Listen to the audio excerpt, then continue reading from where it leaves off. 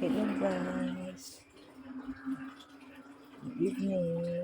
Dito ako mag-ihaw ng bangus. May halong kamatis, sili,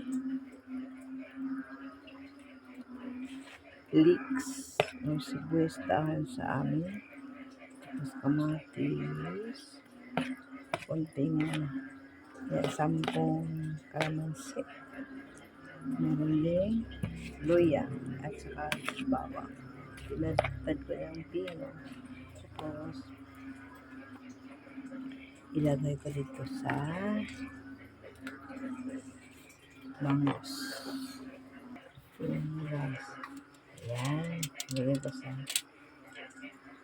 tiyan ng bangus. Tapos, balutin ko ng aluminum foil.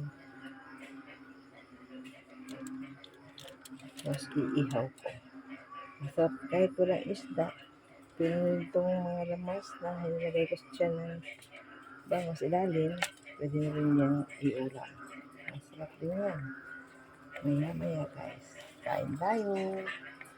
Ito lang palo. Lagyan lang konting asin ha. Asin. Konting mantika. Para masarap. Ito na yung inihaw kong bangus. Uy, may bangus. Ikaw ka bangus? Wow. Sarap.